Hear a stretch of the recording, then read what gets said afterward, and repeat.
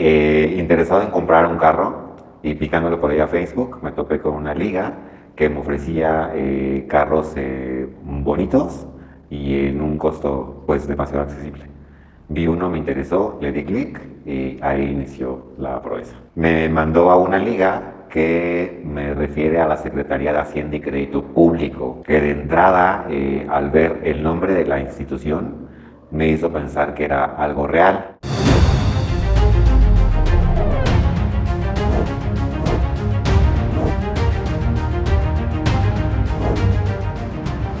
Bienvenidas, bienvenidos a Derecho a Saber, un programa del Instituto Nacional de Transparencia, Acceso a la Información y Protección de Datos Personales, el INAI. Al arrancar el programa, escuchamos un testimonio anónimo de alguien que cayó en una estafa de la que te hablaremos hoy. Se trata de la suplantación de la página y datos del Instituto Nacional para devolver al pueblo lo robado, a través de la cual, supuestamente, venden automóviles a una tercera parte del valor real, pero se trata de una estafa. Este testimonio nos cuenta cómo es que lo convencieron para depositar 65,000 pesos días después de registrarse en la supuesta página. El lunes de la semana pasada se estableció contacto conmigo un ejecutivo donde me decía que había recibido el registro de interesado en un carro y que si aún deseaba pues adquirirlo porque pues estaba a disposición. Y mi primera pregunta fue, oye, ¿pero no es una subasta? Y me dijo, no, ese es el precio final. Que si aceptaba, me mandaba los formatos para iniciar ya lo que era el proceso de compraventa. Que de entrada era eso, y pues apliqué, me pedía datos muy generales como nombre, dirección, teléfono celular, correo electrónico. Eso era lo que me pedía el registro. Y ya a la primera llamada que recibí el día lunes, pues ya fue cuando me detalló vía llamada telefónica de qué se trataba, y los formatos que tenemos que llenar para pues cerrar la compraventa.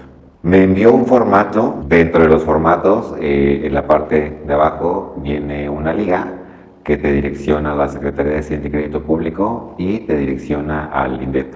Ese primer formato, digamos que era la aceptación para continuar con los trámites y yo lo tenía que devolver ya con mi firma y la copia de mi credencial de lector. Pues para cerrar lo que era ese proceso de, pues, de aceptación de las condiciones, ¿no?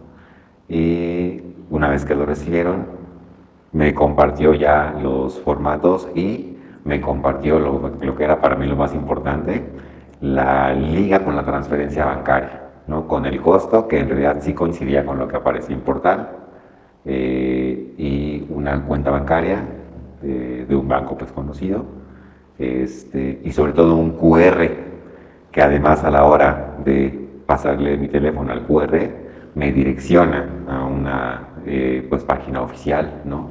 Entonces todas estas cosas que yo creí o a lo que me hicieron darle valor, pues es todo lo oficial que manejan, los logotipos, los escudos de páginas oficiales, los nombres de dependencias públicas, que a uno le hacen pensar que pues todo es muy real. Venía un centro de atención telefónica que al día de hoy ya hasta me lo sé de memoria y lo primero que hice fue marcar. Y al marcar, en efecto, me contestan Secretaría de Hacienda y Crédito Público.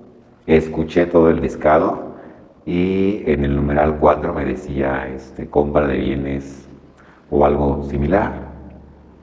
Tecleé 4 y le pregunté a la persona o le comenté más bien a la persona que me contestó, le dije, oye, es que el viernes apliqué lo que les cuento. No quisiera pensar que es un fraude. Y me dijo, no, tiene toda la razón, qué bueno que nos marcó, está en su derecho, qué bueno que lo hace, y seguramente en sus formatos tiene un número de cliente. Lo tiene a la mano, y sí, porque además viene así muy en negritas, casi subrayado y fluorescente, y se lo di, y me dio mis datos. Pues eso me hizo pensar que sí, en verdad era algo muy certero, muy real.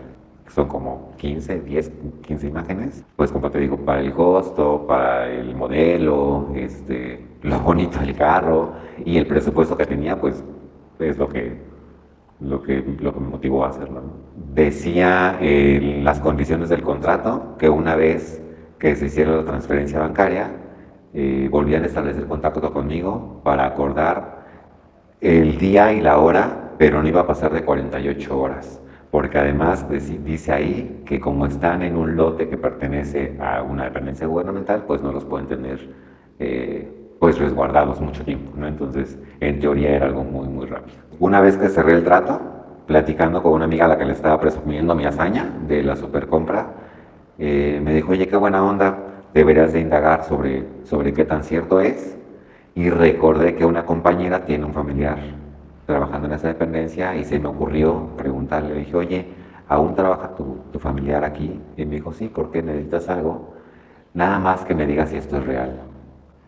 A vuelta de mensaje me dijo, no promueven compra, venta, ni remates, ni nada por redes sociales, todo es de forma presencial y no hagas caso, no hay tablets. Y en ese momento palidecí. Significaba que pues era un fraude.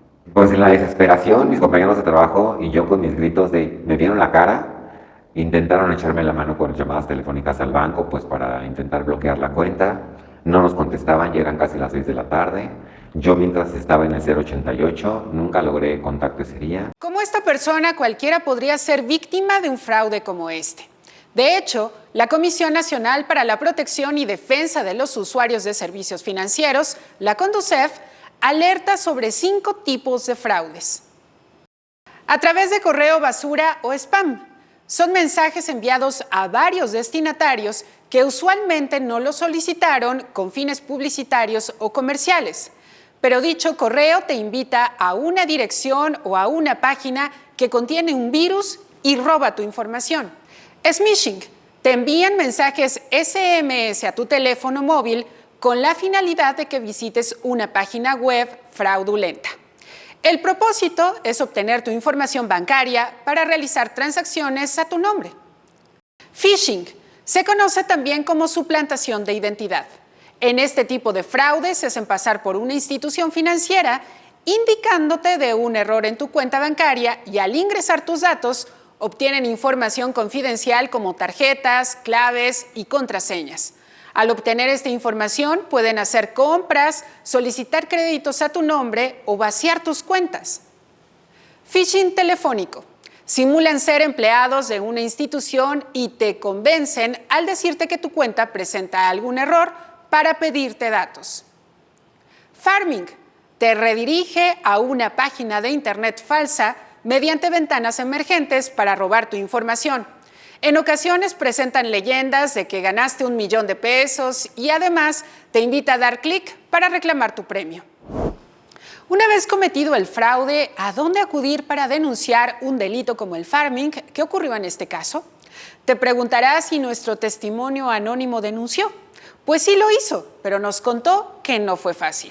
Me apoyaron con el área jurídica del lugar donde trabajo y ellos de inmediato pues me acompañaron directamente a levantar las actas ministeriales y llegué a la Fiscalía General de la República, pero fue otro caos, porque entonces al llegar ahí y al revisar lo que yo llevaba como todo mi expediente, todos mis probatorios, me dijeron que ahí no podían hacer nada, porque el fraude, si así lo era, no lo estaba haciendo una dependencia federal, que lo estaba haciendo en todo caso un particular contra otros particulares. Un particular que usaba logotipos, escudos, páginas, ligas, formatos, carátulas, pero que evidentemente no es la dependencia la que comete el fraude. Entonces que ellos no podían hacer nada, que en todo caso podían actuar si es que la dependencia iba a levantar una queja o una denuncia, pero lo que iban a indagar, a buscar, a investigar era el mal uso de su imagen,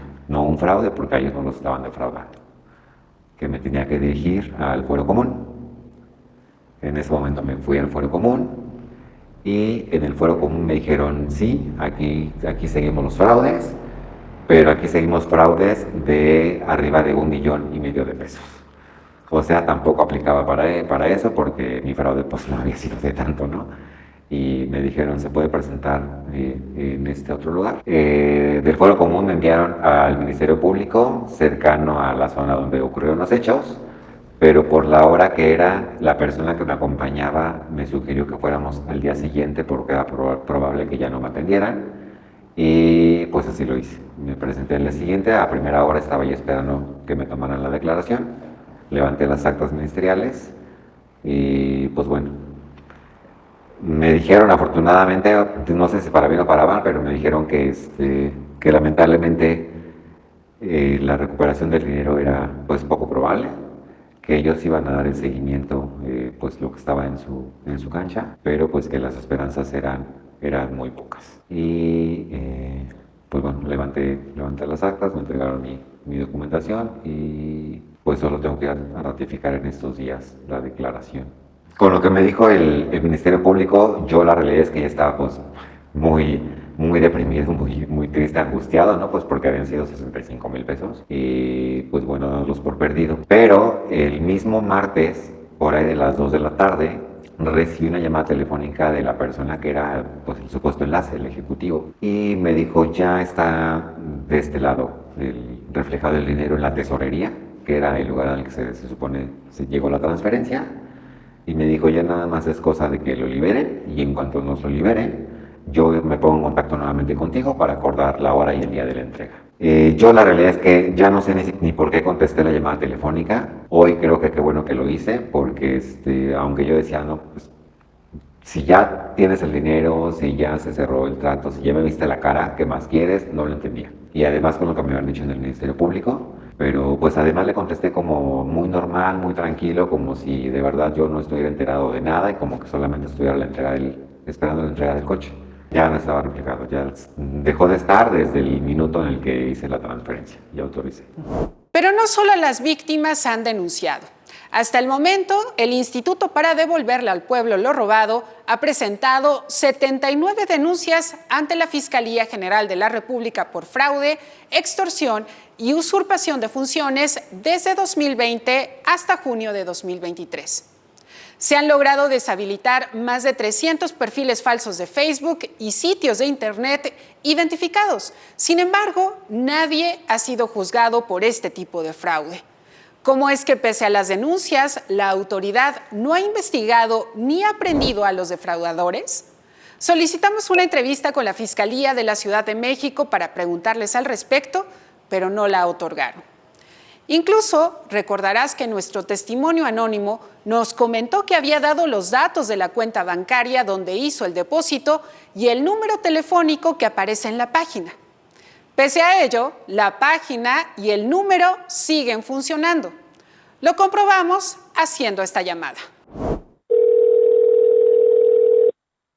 Bienvenido al Centro de Atención Telefónica de la Secretaría de Hacienda y Crédito Público. Si conoces el número de extensión, márcalo ahora.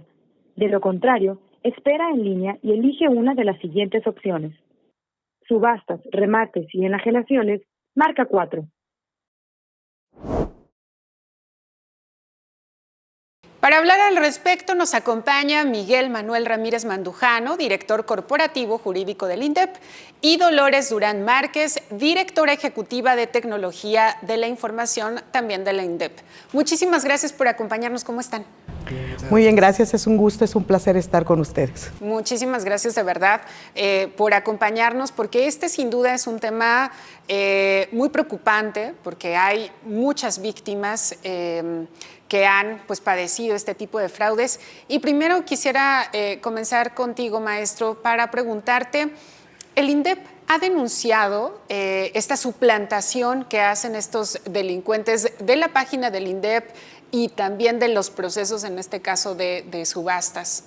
Sí, mira, tenemos diversas acciones que hemos realizado a través del tiempo, desde que nos hemos percatado de que existen estas situaciones fraudulentas, que de hecho me gustaría comenzar, si me permites, por supuesto, comenzar explicando que existen varios modus operandi, ¿no?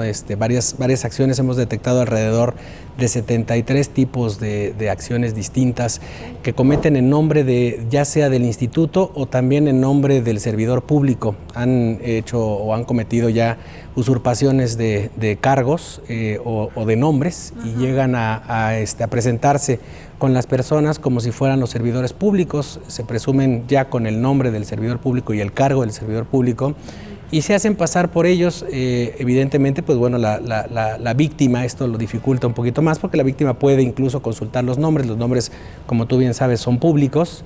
Entonces, si tú checas un nombre y un cargo, y ese nombre y cargo lo corroboras y existe, pues por supuesto piensas que es verdad, ¿no? Entonces el fraude se comete ya también a nombre del servidor público y a nombre del cargo que éste ocupa, ¿no? Hemos detectado que estas 70 y tantas formas de fraude se cometen de manera sistemática y ya me parece que incluso muy organizada.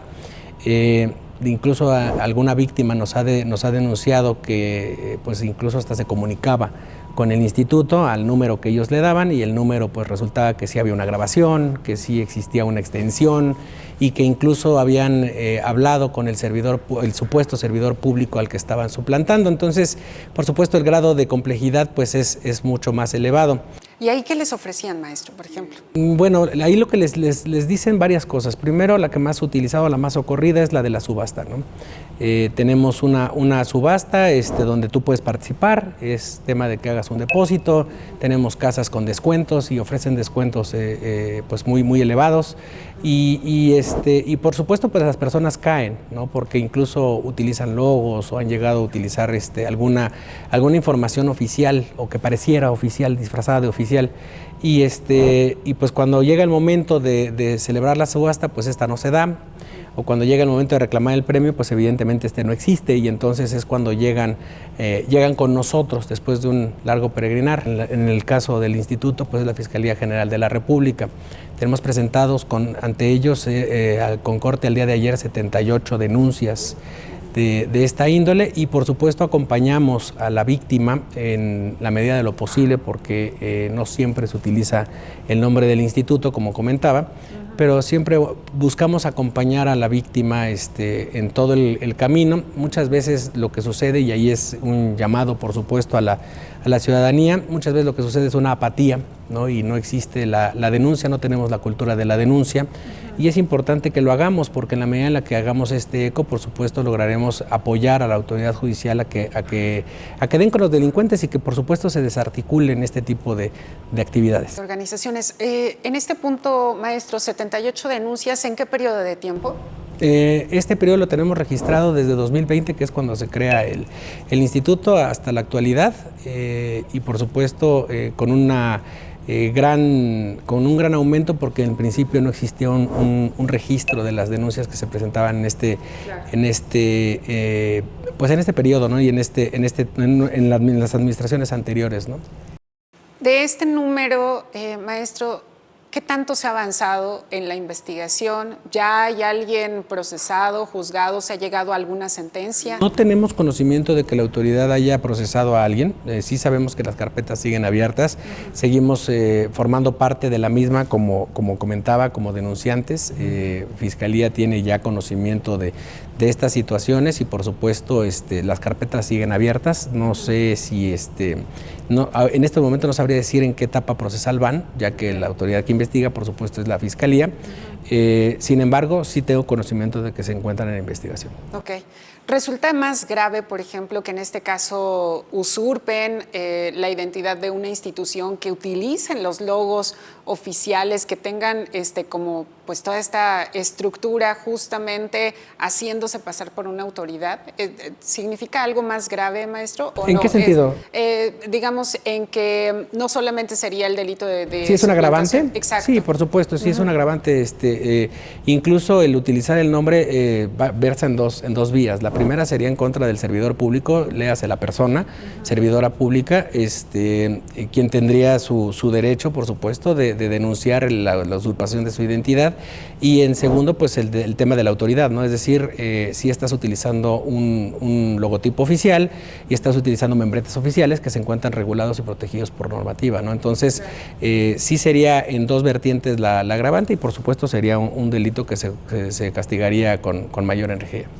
Maestra, justamente en este punto de la prevención, en el área de tecnologías de la información del instituto, ¿qué es lo que están haciendo? ¿Cuál es la recomendación o el énfasis que tendrían que tener sobre todo la ciudadanía cuando abre una página de internet y de repente le aparece una supuesta subasta, ¿no?, con autos a una tercera parte del precio real?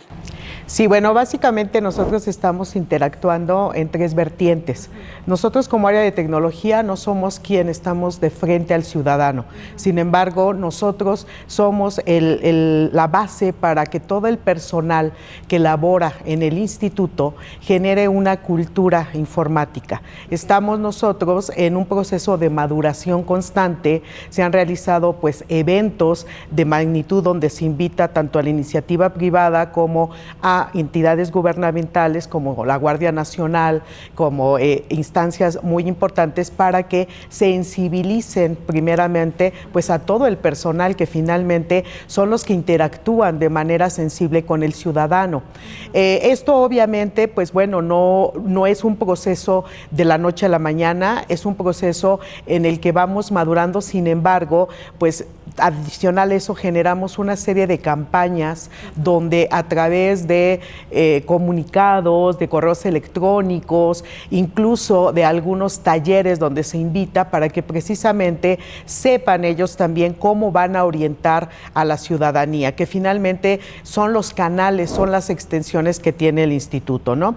Por otra parte, bueno, nosotros tenemos, esa es la primera vertiente, que lo hacemos al interior, cada vez mayor maduración en cuestión que se sensibilicen que la seguridad de la información es fundamental, ¿no? Entonces, bueno, obviamente, pues estamos caminando en esa vertiente como parte. La segunda es también una cuestión preventiva. Tenemos nosotros un contrato de ciberseguridad, donde finalmente parte de él lleva a cabo lo que llamamos el ciberpatrullaje. ¿Qué es el ciberpatrullaje para pues, toda la gente linda que nos está viendo de aquel lado? Es básicamente mecanismos o herramientas que nos permiten a nosotros llevar a cabo búsquedas a través de la red.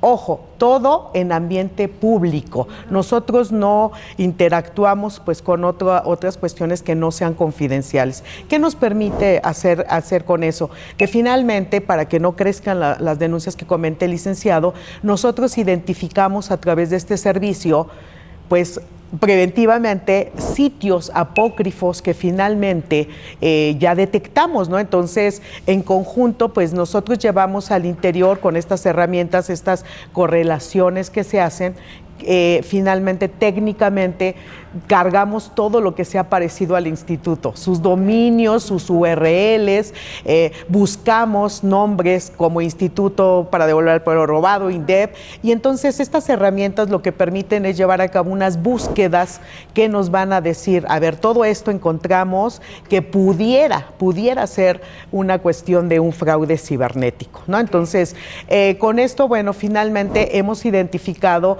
pues prácticamente aproximadamente 167 de estas que, como dice el licenciado, pues serían 167 denuncias. Sin embargo, ya las detuvimos, ya nosotros antes levantamos la mano y decimos, a ver, aquí está todas estas posibles. Nosotros no tenemos las atribuciones para poderlas dar de baja. Para esto cooperamos con la Guardia Nacional, ¿no? Con el organismo directamente de CERTMX. ¿Qué nos piden? Ellos nos piden que hagamos todo un análisis, porque tampoco podemos reportar algo que no tengamos la certeza que es fraude, ¿no? Entonces, nos piden una serie de requisitos que nosotros tenemos que cumplir y obviamente los solicitamos, se lleva a cabo. De todas estas 167 que comento que hemos identificado, prácticamente solo 15 están ahorita en proceso de baja. Todas las demás están ya. Ahora, esto también para qué nos ayuda, las empresas estas que realizan los fraudes, porque son empresas, son organismos totalmente organizados, llevan controles muchísimo más rígidos que incluso posiblemente los que podamos llevar en las organizaciones gubernamentales, y solamente quedan 15. ¿Qué pasa? Que luego están constantemente también insistiendo páginas que ya se detectaron, volverlas a subir. Entonces el CERTMX, pues de alguna manera ya las tiene y esas de inmediato se dan de baja. ¿Por qué no se han dado de baja estas 15? Porque finalmente también son procesos normativos, jurídicos. Las empresas, no todas, incluso están en el país, están en ámbitos internacionales, los dominios no son totalmente. Entonces, bueno, pues también ellos tienen que cubrir esa parte, ¿no? Entonces estamos haciendo esta cuestión también de manera preventiva. ¿Qué también hemos hecho? Bueno, pues ponerle más más candados a nuestras páginas, ¿no? Nadie común y corriente como nosotros, como yo, podemos copiar la página. Sin embargo, hay que tener claridad que quienes realizan este tipo de actividades ilícitas están mejor preparados, ¿no? Entonces, ellos contratan a la gente especializada en esto. Un ciudadano común y corriente no te puede copiar absolutamente nada a la página. ¿Qué hacemos? Bueno, pues está protegida para que no cualquier persona la pueda copiar. Adicional a eso, bueno, pues hay procesos precisamente de autenticación en las páginas del portal, se cifran las contraseñas. Entonces, bueno, también el mensaje a la ciudadanía finalmente es, si no están dados de alta como un cliente ya del INDEP, no es posible absolutamente participar en una subasta que el INDEP lleva. Esto, para ser susceptibles a ser clientes del INDEP, hay un mecanismo que lleva a cabo la Dirección Ejecutiva de Comercialización y Mercadotecnia para decir, ya eres cliente, porque hay todo un proceso. La ciudadanía no puede pensar que cualquiera le hable y que soy cliente. No. Tuvo que haber sido todo un requisito previo de darse de alta, de contar con documentos que los identifican, algunos mecanismos que corroboran nuestros compañeros de las áreas sustantivas, y solamente así les informan que pueden participar en una subasta. Pueden ver los portales, sí, pero no pueden participar. Perfecto. Pues, ¿alguna otra cosa que les parezca relevante que conozca nuestra audiencia? Sí, a mí me gustaría complementar un poco lo que comenta la maestra. Hay que recordar que en esta administración se favorece la transparencia y la rendición de cuentas. Entonces, ¿por qué menciono esto? Todos los procesos, absolutamente todos los procesos de comercialización, en cualquiera de las rutas que se siguen para la comercialización en el Instituto para Devolver al Pueblo lo Robado, se encuentran normados. Son normados y están a la vista de todas las personas. ¿Qué quiero decir con esto? Que cualquier proceso de subasta, cualquier proceso de enajenación, cualquier proceso de comercialización como tal, se encuentra a la vista de la ciudadanía. Perfecto, pues muchísimas gracias por acompañarnos, por esta información y sobre todo por alertar a los y las ciudadanas en que no caigan en este tipo de fraudes. Muchísimas gracias. Gracias. Gracias. Vale la pena insistir que el Instituto Nacional para Devolver al Pueblo lo Robado solo realiza ventas a través de 3 modalidades de subastas: a martillo, a sobrecerrado y electrónica. Jamás realiza ventas directas ni en redes sociales o vía correo electrónico. Toda la información de estas subastas está en su portal subastasenlinea.indep.gov.mx. Y las subastas INDEP son eventos públicos y transparentes. No se hacen de forma directa a particulares. Tampoco realiza remates y mucho menos pide anticipos. Sin duda alguna, el uso de tecnologías también ha generado una evolución en cuanto a la seguridad. Y es que, de acuerdo con datos del Consejo Ciudadano, las modalidades más reportadas son los fraudes y cobranzas ilegítimas desde aplicaciones, con 71%. Los fraudes en la compraventa por Internet, con 12%, la sextorsión, con 8.4%, 4.6% el robo de identidad y el phishing, con 1.2%. Y para continuar con este tema, también nos acompaña Salvador Guerrero Chiprés, del Consejo Ciudadano. Salvador, ¿cómo estás? Muchísimas gracias por acompañarnos de nuevo. Encantado de saludarte, Nayeli, a ti y a tu audiencia. Muchas gracias, Salvador. Bueno, pues como vimos, este tipo de fraude suplantando la identidad de una institución como el Instituto para Devolverle al Pueblo lo Robado, sigue cobrando víctimas. Salvador, en el Consejo Ciudadano, ¿qué información tienen al respecto en este tipo de fraudes? Bueno, por supuesto, como ustedes sabemos que vía telefónica, por internet o aplicaciones de mensajería instantánea, es por donde los delincuentes se enganchan a las víctimas, también con el tema de este fraude relacionado con los programas sociales.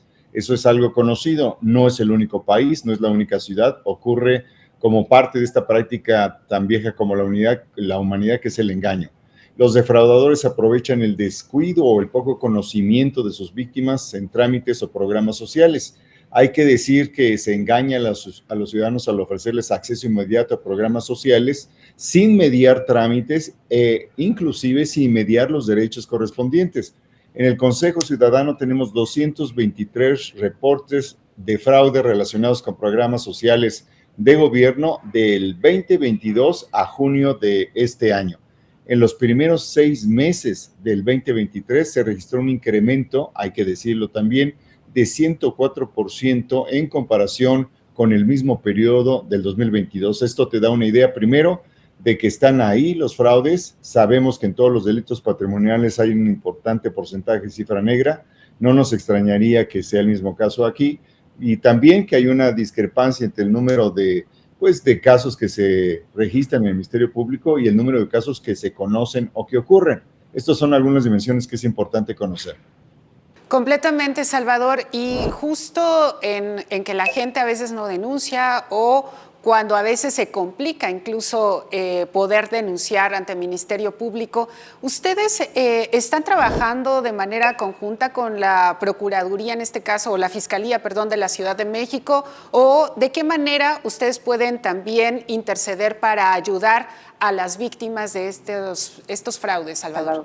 Bueno, primero que nada hay que decir que el Consejo Ciudadano es invitado a la mesa de seguridad que encabeza diariamente el jefe de gobierno Martí Bates Guadarrama, y ahí está presente la representación del gobierno de México, es decir, la representación federal que tiene que ver también con los programas sociales. Ahí se puede reportar.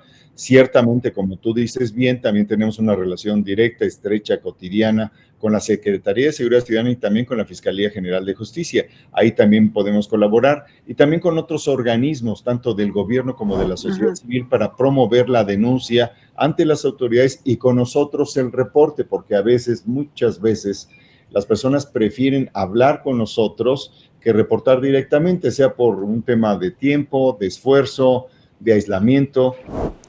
Salvador, ¿cuál sería tu evaluación de por qué este tipo de fraudes pues sigue ocurriendo, pese a las denuncias incluso? ¿Dónde estaría, digamos, parte de los problemas que no se han solucionado para poder desmantelar pues a este grupo de delincuentes prácticamente? Bueno, primero es saber que no es un grupo de delincuentes. Los delincuentes están migrando delincuencialmente todo el tiempo. Se van a un asunto que les provea lucro fácil, inmediato y con poco riesgo. Entonces, donde ve más dificultades, dejan de intervenir y se retiran a aquellos espacios de la sociedad donde ellos advierten mayor vulnerabilidad. Así que constantemente se están moviendo y son diferentes células de diverso tamaño. Nosotros creemos que hay, así lo decimos, bajo, medio y alto nivel de peligrosidad. Entonces, puede haber en este tipo de engaños, sobre todo los que no los comprometen de manera presencial, pues de todos los niveles de organizaciones con diversas capacidades y con diversa posibilidad de daño respecto del patrimonio de los adultos y adultos mayores, por ejemplo, pero también de todos los que son derechohabientes o que pueden recibir algunos de los apoyos sociales. Así que hay una diversidad de organismos delictivos que constantemente se están moviendo de un lugar a otro. Claro, y la impunidad como siempre, ¿no, Salvador? Bueno, el caso de la impunidad tiene que ver, por supuesto, con las capacidades institucionales de las policías, de los mecanismos de investigación, de los gabinetes de seguridad. Exacto. Salvador, también hablábamos antes de arrancar esta entrevista sobre el análisis que ustedes tienen incluso de incidencia de este tipo de fraudes o de extorsiones en el caso de la Ciudad de México por alcaldías. ¿Nos puedes contar un poco de esta información y de lo que ustedes están haciendo? Bueno, en principio en la Ciudad de México ha habido una disminución de alrededor de 54-55% en lo que tiene que ver con extorsión registrada, es decir, aquella que se manifiesta ante el Ministerio Público. A nivel nacional ha habido un aumento, según los propios datos del Gobierno de México, de entre el 16 y el 18%. Entonces hay una diferencia entre el comportamiento local y el nacional. Ok, perfecto. Pues muy interesante también estos datos, sobre todo para que el auditorio se ponga todavía más alerta. Salvador, muchísimas gracias por esta información y por tu tiempo, como siempre. Muchas gracias a ti. Hasta luego. Hasta luego. Gracias, Salvador. Cuando navegues en Internet y aún más cuando realices alguna transacción, sigue estas recomendaciones de seguridad. Compra en sitios oficiales. Verifica que la dirección de la página use el protocolo https:// o que la página tenga un candado. Evita ingresar datos de tu tarjeta si el sitio no es 100% seguro. En caso de utilizar equipos de servicio público, siempre protege tus datos. Procura utilizar tarjetas digitales. Si te perdiste algo de la información que te hemos compartido hoy, recuerda que puedes ver este y todos nuestros programas en el canal de YouTube del INAI. Muchísimas gracias por habernos acompañado en esta emisión y te esperamos la siguiente semana, porque recuerda que tú tienes derecho a saber.